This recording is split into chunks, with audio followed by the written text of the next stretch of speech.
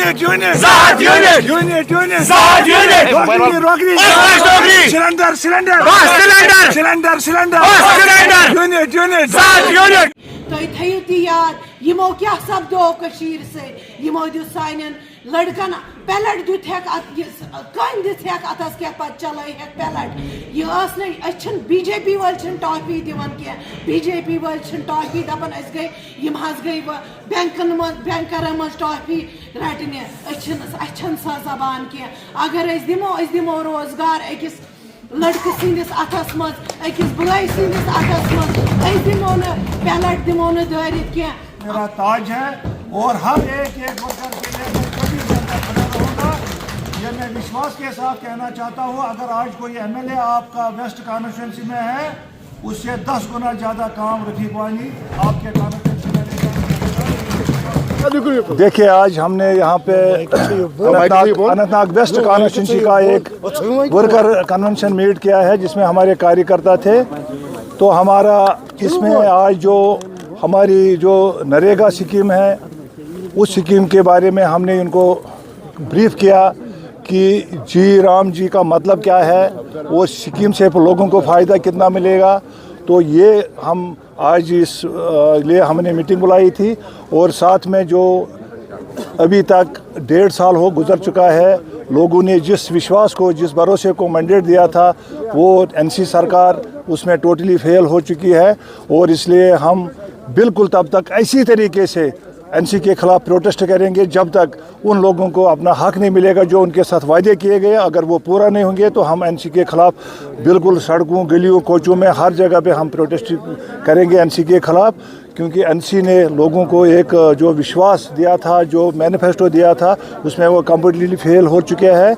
और अगर कांग्रेस को कोई आपत्ति है इस जी राम जी से तो मुझे बताइए, 5 बार इसका नाम चेंज किया गया नरेगा का और 2006 में कांग्रेस यूपीए सरकार ने इसका नाम एमजी नरेगा रखा है, महात्मा गांधी नरेगा। महात्मा जी को हम बहुत ऑनर करते हैं, रेस्पेक्ट करते हैं। अगर उसका स्वच्छ भारत मिशन है और स्वच्छ भारत अभियान जो है, अगर उसको किसी ने इम्प्लीमेंट ग्राउंड में किया है वो नरेंद्र मोदी जी है। लेकिन इस स्कीम को इस बिल को जब पार्लियामेंट में पास किया गया है, इसमें बहुत सारी अमेंडमेंटें हो चुकी है, क्योंकि हमारा जो मिशन है, हमारा जो मोदी जी का जो लक्ष्य है कि इस भारत को विकसित भारत बनाने का, उसलिए जब तक हमारे रूरल एरिया डेवलप नहीं होंगे तब तक विकसित भारत नहीं हो सकता। इसलिए इस स्कीम के अंदर हमने बहुत सारी अमेंडमेंट की है और इसमें कुछ और बढ़ा दिया है।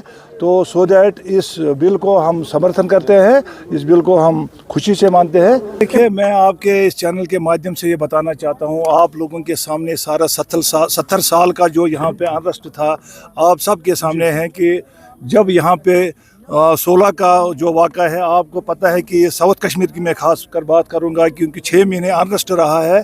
और मैं ऑन रिकॉर्ड ये बताना चाहता हूं कि उस वक्त ये सरकार कहाँ थी जो आज बड़े बड़े दावे करते हैं, जो मौलवी के फेवर में सपोर्ट करते हैं।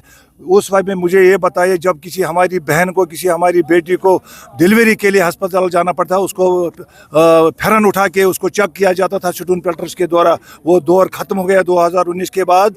आज अगर इसकी प्रोफाइलिंग हो रही है, ये भारत सरकार ने, भारत की एजेंसियां जो है, क्योंकि उनका एक ही हम इस पे लक्ष्य है, एजेंसियों का, गवर्नमेंट ऑफ इंडिया का एक ही इसमें मुद्दा मकसद है कि यहाँ पे ट्रांसपेरेंसी हो, यहाँ पे पीस हो, कोई भेदभाव नहीं होना चाहिए, टेररिज्म जीरो ग्राउंड पे आ जाए। और इससे किसी को कोई आपत्ति नहीं है, हम इसको किसी को, ये मज़हब के साथ कोई इसका कोई टच ही नहीं है। अगर मेरी प्रोफाइल भी कोई करना चाहता है तो उसमें क्या दिक्कत है।